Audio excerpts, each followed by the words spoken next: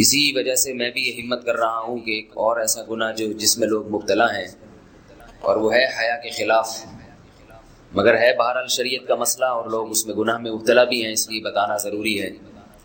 وہ یہ ہے کہ لوگ شادی کے بعد بھی آج کی نوجوان نسل زوجہ سے، بیوی سے غیر فطری طریقے سے ہم بستری کرتے ہیں، انٹرنیٹ پہ بیہودہ فلمیں دیکھتے ہیں، تو جو چیز انگریزوں کی دیکھ رہے ہیں کہ ان کے کلچر آہستہ آہستہ میڈیا کے ذریعے ہمارے معاشرے میں بھی آ رہا ہے۔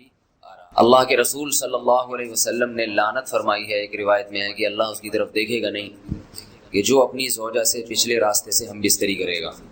یہ بیماری بھی، یہ گندگی بھی لوگوں میں پھیلتی جا رہی ہے، خاص طور پہ جن کو لڑکوں سے بدفعلی کی عادت پڑ جائے تو وہ زوجہ سے فطری راستے سے ہم بستری نہیں کرتے۔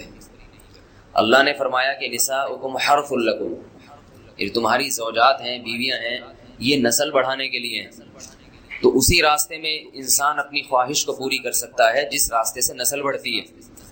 اس کے علاوہ کسی اور راستے سے اپنی خواہش کو پورا کرنا یہ حرام ہے، گناہ کبیرہ ہے، گندگی ہے۔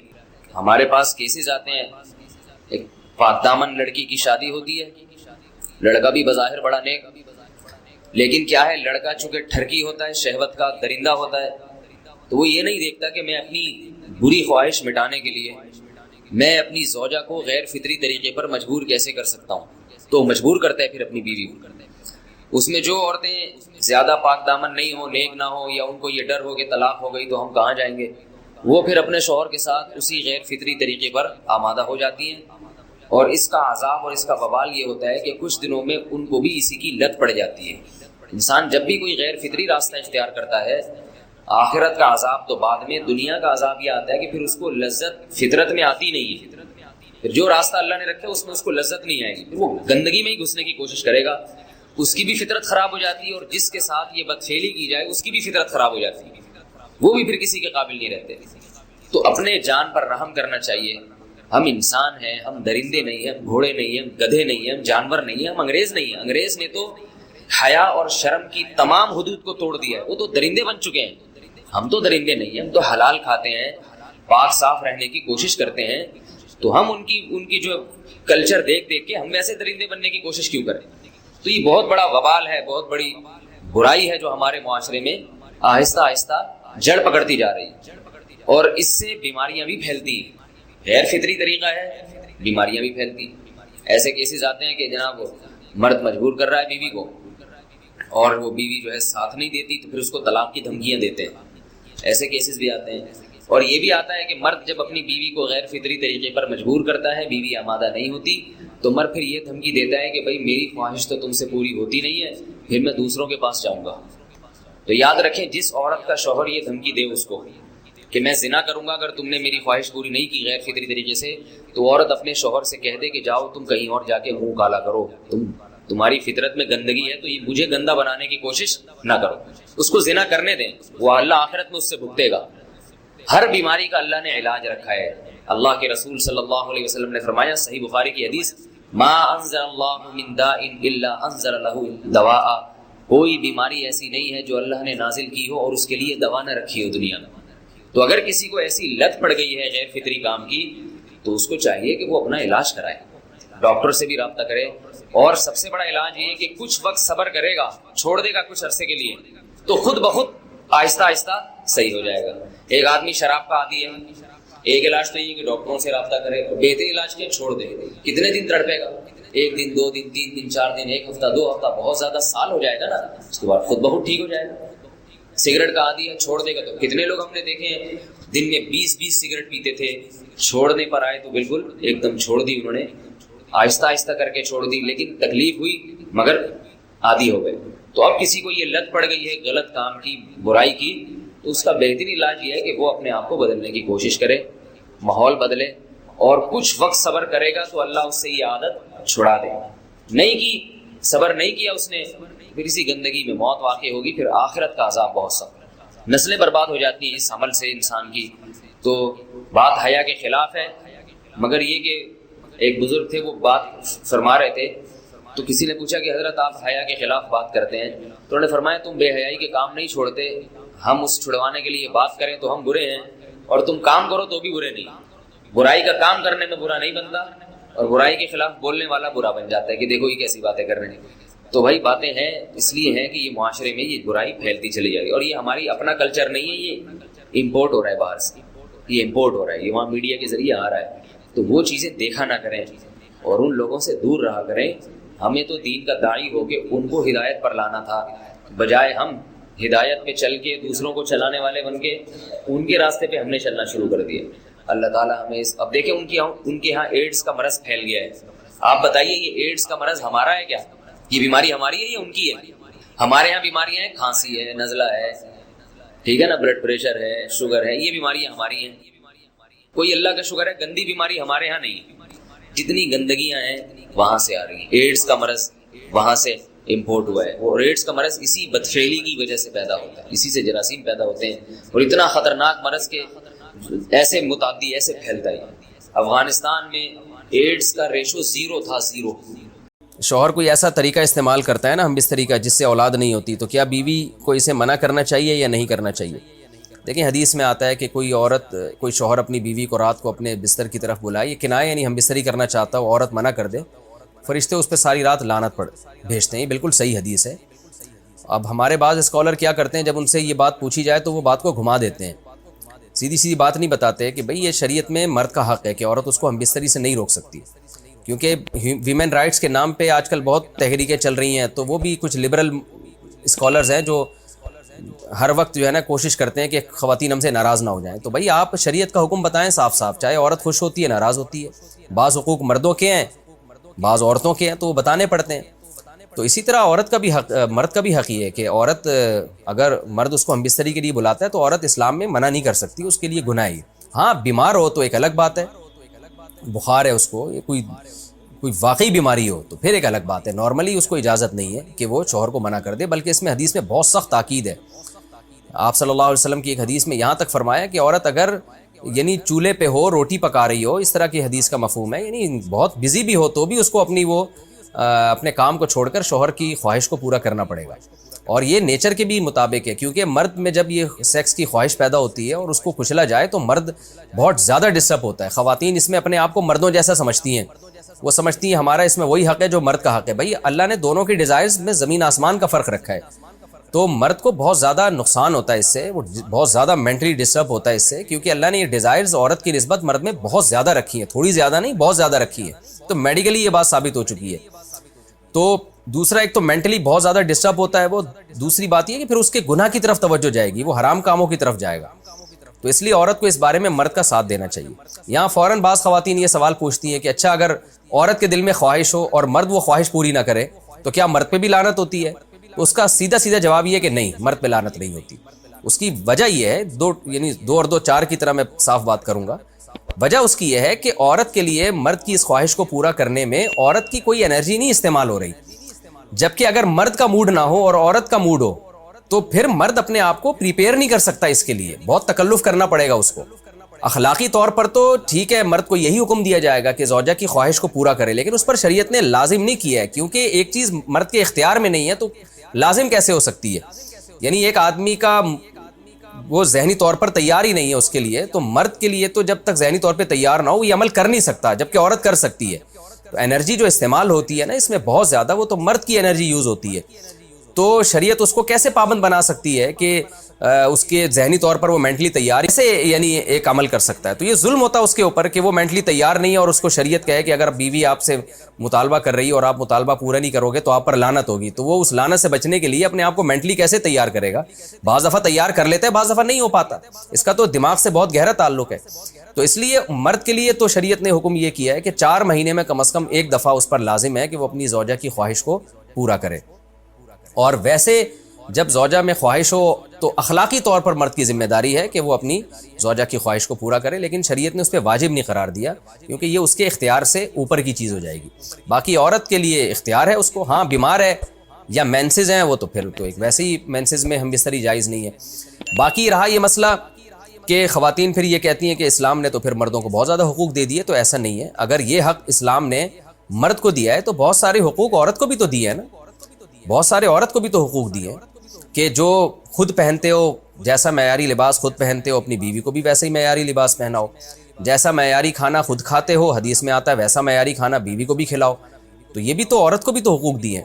ہماری خواتین جس ویسٹرن کلچر کو فالو کر رہی ہیں اس کلچر میں تو یہ ہے کہ عورت شوہر کو ہم بستری سے روک سکتی ہے، شوہر بیوی کو بھی روک سکتا ہے، یعنی شوہر بھی منع کر سکتا ہے، عورت بھی منع کر سکتی ہے. وہاں دونوں کے حقوق سیم ہیں، لیکن پھر وہ اتنے سیم ہیں کہ پھر وہاں مرد کے ذمے شوہر کا عورت کے ذمے یعنی مرد کے ذمے عورت کا نان نفقہ بھی نہیں ہے.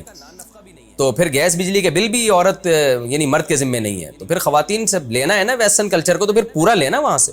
تو پھر شوہر کیوں گیس بجلی کا بل جمع کرا رہا ہے، بچوں کی اسکول کی فیسیں شوہر کیوں دے رہا ہے، شوہر نان نفقہ کیوں دے رہا ہے؟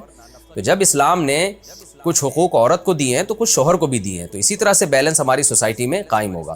تو اس لیے خواتین کو یہ نہیں کرنا چاہیے، کیونکہ بہت سی ایسی شکایتیں آتی ہیں جس میں مرد بہت زیادہ ڈسٹرب ہوتا ہے، پھر وہ ان کی لڑائیاں ہوتی ہیں، طلاقیں ہوتی ہیں. عورت اس کو نارمل لے رہی ہوتی ہے، مرد کے دماغ پہ شہوت کا ایک جنون چڑھا ہوا ہوتا ہے. جب بیوی اس کو منع کرتی ہے وہ بہت زیادہ مینٹلی ڈسٹرب ہوتا ہے، اور پھر وہ مار دھاڑ تک نوبت بھی آتی ہے، پھر وہ طلاقوں تک نوبت بھی آتی ہے. تو یہ بہت غلط چیز ہے. ہمارے نبی صلی اللہ علیہ وسلم نے جب عورت کو حکم دیا ہے کہ مرد کی خواہش کو، اپنے شوہر کی خواہش کو پورا کرے، تو اسی میں خیر ہے. عورت کو چاہیے اس وقت چاہے دل نہ بھی چاہ رہا ہو، اپنے شوہر کی اس خواہش کو پورا کر دیا کریں. اس کے وقتی طور پر تو آپ کو نقصانات نظر آئیں گے، لیکن لانگ ٹرم میں اس کے فائدے ہیں، اس سے گھر میں فائدے حاصل ہوں گے، اور اسلام کی مان کے چلنے میں ہی عورت کے لیے خیر ہے. رہا یہ مسئلہ کہ شوہر اگر کوئی ایسا طریقہ اختیار کرتا ہے ہم بستری کا جس میں وہ اولاد کو روکتا ہے، تو اس میں یہ ضروری ہے کہ بیوی کی پرمیشن ہو. وہ عورت کی پرمیشن کے بغیر یہ کام نہیں کر سکتا. تو کیونکہ اولاد دونوں کا حق ہے، اولاد کو روکنے کے لیے دونوں کی پرمیشن ہوگی تو اولاد روکی جا سکتی ہے. اگر دونوں میں سے ایک کی بھی پرمیشن نہیں ہے تو پھر اولاد روک نہیں سکتے. ان کی یادگار اپنے پاس رکھنا. کیا ہم اپنے مرحوم والدین کا کوئی سامان جو وہ استعمال کرتے تھے اپنے پاس محبت کے طور پہ رکھ سکتے ہیں، یا اس کا کسی غریب کو صدقہ کرنا لازم ہے؟ نہیں جی، مرحوم والدین کی جو بھی چیزیں ہیں وہ سب کے سب وراثت میں تقسیم ہوں گی. پھر جس کے حصے میں وراثت آئی ہے وہ یادگار کے طور پہ رکھ سکتا ہے، کوئی حرج نہیں ہے اس میں. یہ تو محبت میں ہوتا ہے ایسا کہ انسان کو جس سے محبت ہوتی ہے اس کی چیزوں سے بھی محبت ہو جاتی ہے. کوئی حرج نہیں ہے، رکھ سکتے ہیں، صدقہ کرنا ضروری نہیں. دوسری شادی کو مینشن کرنا لازم ہے.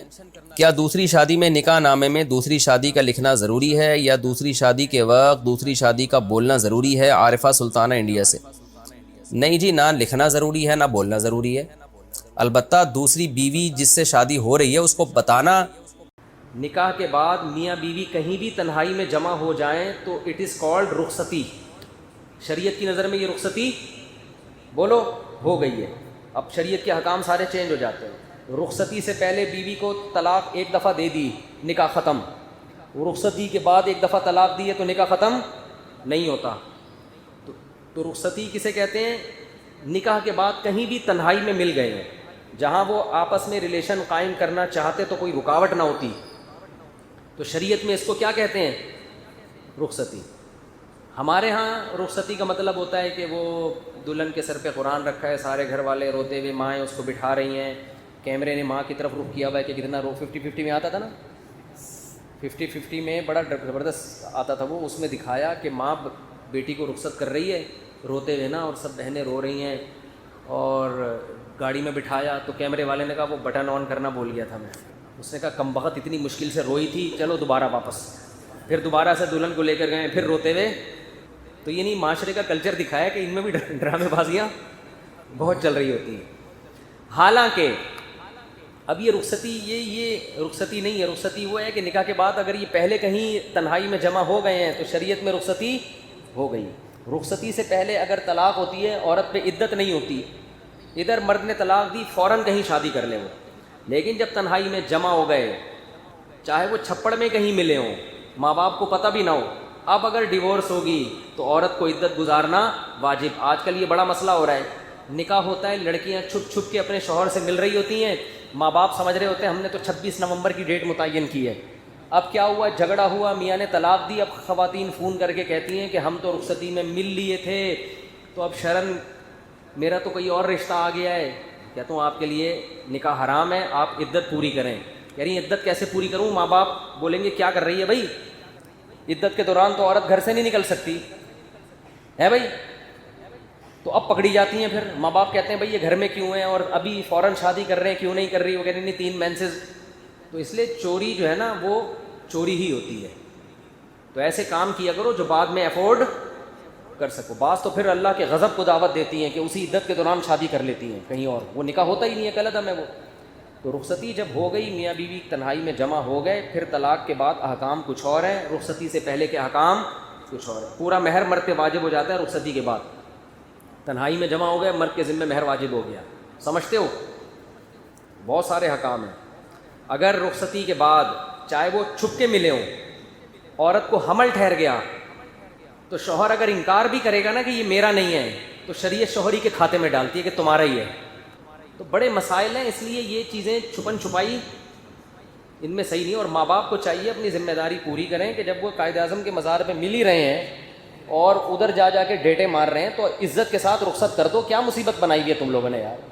نہیں جی, پہلے وہ چمونی آپا آئیں گی, پھر وہاں سے خالہ آئیں گے, پھر ان کے ماموں سعودی عرب میں رہتے ہیں وہ آئیں گے, پھر ابا وہاں رہتے ہیں. چھوڑو بھائی, ٹینشن نہیں لو. دیکھو نکاح ایک ایسی چیز ہے, مشکل بنانا چاہو تو اس سے مشکل دنیا میں کچھ نہیں ہے, آسان بنانا چاہو بہت آسان. پہلے میں مشکل بنا کے دکھاتا ہوں. ہمارے معاشرے میں کیا ہوتا ہے, کہیں نکاح کا پیغام بھیجو, لڑکی والے بوڑھے بھائی ایک دم باتیں, ارے بھائی نکاح کوئی بچوں کا کھیل نہیں, بہت مشکل. ایسی باتیں گھر کے خاندان کے بڑے کر رہے ہوتے ہیں. ارے بھائی ذمہ داریاں ہیں بھائی, بچوں کا کھیل تھوڑی. اس کے ماموں ہیں امریکہ میں ہیں اور چچا اس کے وہاں رہتے ہیں, اور پھر لڑکی کی شادی کی تیاریاں ہیں, اور پھر بھائی وہ تباہی, جیسے ایسا لگ رہا ہے کراچی میں طوفان آنے والا ہے. لڑکا بھی یہی باتیں کر رہا ہوتا, بھائی ایکچولی ابھی نکاح ہے بھائی, 2 سال میں پہلے ایجوکیشن مکمل کر لوں, پھر اس کے بعد بھائی بچوں کا کھیل تھوڑی ہے. ایسے بنا کے نا وہ بھائی کر کے آدمی لگے گا بھائی یہ پتہ نہیں کشمیر فتح کرنے جا رہا ہے. ہلکا لو, بہت ہلکا ہے. اور بھائی یہ لڑکی یہاں رہ رہی ہے, پارسل کر کے ادھر بھیجو اس کو. ادھر سے کیا پارسل کر دو ہیں بھائی, 2 بول بلواؤ گواہوں کی موجودگی میں, بول پارسل کرو. ہمارے یہاں پارسل کا خاص انتظام ہے, لوگوں نے لکھا ہوتا ہے نا ریڈیو پہ, تو پارسل کر دو. پہلے باپ کھلا رہا ہے, کون کھلائے گا؟ شوہر کھلائے گا. یا 2 روٹی کھلانے کیا مسئلہ ہے یار, کھلا دے. تو بھائی الگ کمرہ چاہیے تو یار وہ کمرے تمہارے گھر میں 2-4 ہیں نا, ایک تھوڑا سا ان کے لیے خاص کر دو یار. ہوتے ہیں گھروں میں عام طور پر, نہیں تو یار تو رینٹ پہ لے لے. میری جب دوسری شادی ہوئی تھی میرے پاس تو نہ گھر نہ ایک بالش زمین کا بھی میں مالک نہیں تھا. شوق خاندانی رکھے ہوئے تھے ہم نے, دکان پکوڑوں کی تھی, باتیں کروڑوں کی, شوق خاندانی ہونے چاہیے. تو میرے پاس کچھ بھی نہیں تھا. تو میں نے جب پیغام بھیجا انہوں نے کہا کیسے رکھو گے بھائی, وہی ہوا نا, ارے بھائی. میں نے کہا بھائی وہی کی ضرورت نہیں ہے بھائی, آپ لوگ یہاں رہتے ہیں. اب ظاہر ہے جب نکاح ہوگا تو ایک رات جب میں پہلی زوجہ کے پاس ہوں گا, دوسری تو اکیلی ہوگی نا, تو وہ کہاں رہے گی. تو بھائی سسرال کے قریبی کوئی لے لیتا ہوں گھر. تو وہاں 1 کمرے کا گھر مجھے کرائے پہ ملا, 2500 کرایہ تھا اس کا. تو میں نے ان کو دکھایا, میں نے کہا فی الحال یہ ہے ٹھیک ہے نا, کمرہ بڑا ہے اس کا, ایک کچن ہے, ایک واش روم ہے, فی الحال رخصتی کر لیں. ادھر بھی تو رہ رہی ہے نا, پارسل کر دیں وہاں, ٹھیک ہے نا. جب میں وہاں ہوں گا تو یہ وہاں ہوگی, نہیں ہے میں جس دن ہوا تو اپنے اماں کے گھر میں رہے بھائی. کم از کم ماں باپ کی ذمہ داری تو ختم ہو گئی نا کہ بچی کی شادی نہیں ہو رہی, میاں بھی مل گیا, خرچہ بھی میاں دے رہا ہے, پارسل کر دو یہاں سے وہاں. ایسا ہی ہوا, نکاح کی فوراً ڈیٹ متعین ہوئی ہے. اور چونکہ دوسری شادی چھپ کے ہی ہوتی ہے ورنہ آدمی پکڑا جاتا ہے. چھپ کے مطلب یہ نہیں کہ ہمیشہ چھپا کے, عین وقت پہ نہیں بتانا پڑتا. عین وقت پہ بتاؤ گے تو سسرال سے پٹو گے.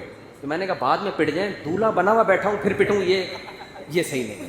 اتنا میں قربانی نہیں دے سکتا. بعد میں بتا دوں, رخصتی ہو جائے پھر بتا دیں گے, لیکن عین وقت پہ بتانا کچھ بھی ہو سکتا ہے. تو اس میں پھر یہ ہوا کہ بھائی نکاح پڑا ہوا یار. تو ایسے ہی ہوا, میں گیا, میں نے کہا بھائی میرے 2-4 دوست تھے, 2-4 جو بہت بہادر تھے وہ آ گئے, عین وقت پہ 8-10 بھاگ گئے. وہ انہوں نے کہا ہم نہیں پڑھتے بھائی اس معاملے میں. تو بیٹھے ہیں بھائی, وہی ہوا, نکاح ہو گیا تو رخصتی ہو گئی, ہم لے گئے اس گھر میں. اور جب ہم پکڑے گئے پتہ چل گیا بھائی 2 ہیں, تو جو بھی پٹنا تھا پٹ گئے صحیح ہے نا. تو یہی ہوتا ہے, جس رات میری باری نہیں ہوتی گھر والے اپنے والدین کے گھر میں. اس وقت کا سوچو. پھر ظاہر ہے جب انسان نکاح کرتا ہے تو اللہ کا بھی حکم پورا کر رہا ہے نا, تو اللہ نے بھی وعدہ کیا ہے کہ میں وسائل دوں گا. تو جیسے جیسے بچے ہوتے گئے وسائل بھی بڑھتے چلے گئے. پھر 1 کمرے والے گھر سے تھوڑے عرصے میں ہم